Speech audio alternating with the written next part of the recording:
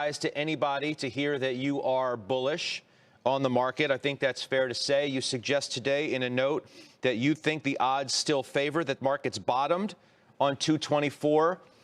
You're standing by that. What do you make of what the Fed chair had to say today and the level of specificity in which he said it? Well, it was a positive development. I mean, that's why we're seeing markets react the way it is. I mean, a lot of it is what the committee members said, which is visibility's returned.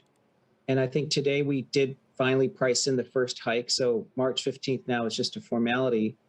But I think that the second sort of importance of today's testimony is it's an incrementally dovish move because it's acknowledging all the challenges because of this war. And it takes down, I think it reduces the risk that the Fed will tighten into and create a recession. So I think it kind of validates our view that even though the first half is going to be pretty tough here, the 224 might actually be the low for the first half. But again, I'd say the odds are increasing. I'm not sure how much, I don't know what probability I could say assign to that. How many hikes by the Fed are you personally now expecting? Well, I'm looking more at Fed futures to see what the market's pricing, Scott. And so I think, the 4 to 5 sounds appropriate. But of course, there's a lot to happen. There's a lot of news that'll happen between now and December. So I would say, again, I think the best thing to be said today is that the Fed doesn't look like it's behind the curve.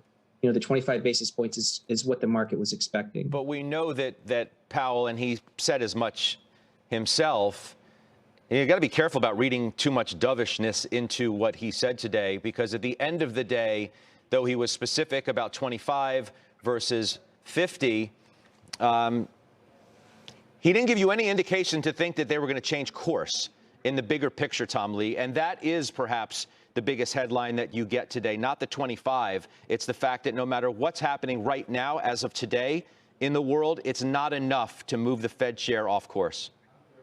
That's true, Scott. I mean, I think that there's sort of a binary view in markets that if the Fed is normalizing, we should have a bear market. But as you know, normalizing monetary policy that's appropriate, even though it's an adjustment, doesn't mean stocks have to fall into a bear market. So I think that that's a really important distinction. And also by sort of slowing some of the hikes, it is giving us more time to really understand how much of the supply chain is adding to pricing pressures versus unremitting demand or excess demand versus supply chain issues. So I think it's an incrementally positive development.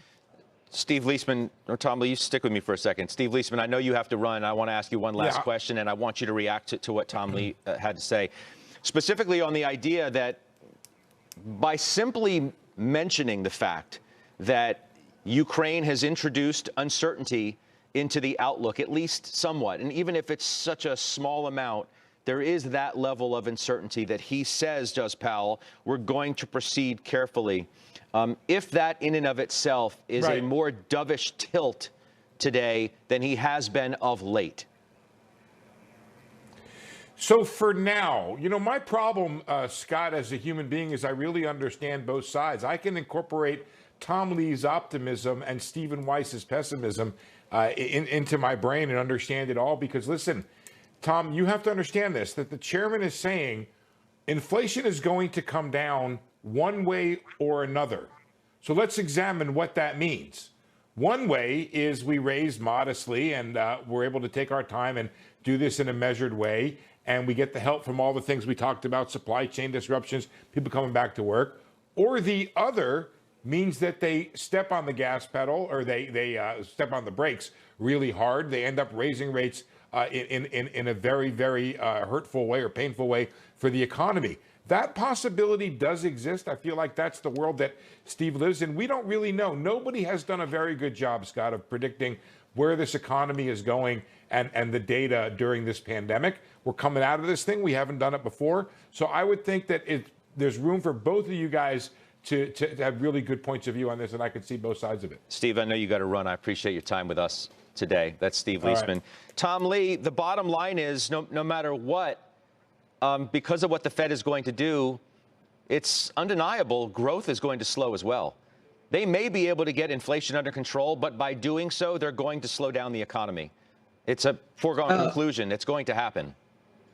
That's right, Scott. But I think part of the discussion also is to include about positioning and market expectations and consensus. And talking to our clients over the last couple of weeks, I think many were fearful or almost hysterical about inflation being out of control and the Fed so far behind the curve. So today's testimony is kind of a sanity check, and 25 basis points is an incrementally dovish move.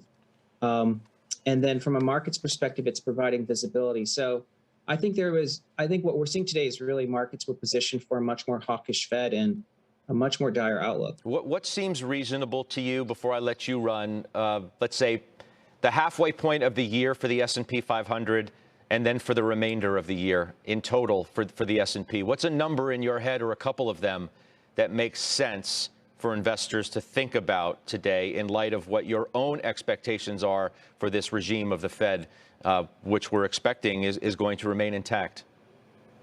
Our base case from early December 2021 for this year was that the market would be at best flat, but a drawdown of as much as 10%. So that's been our expectation through June.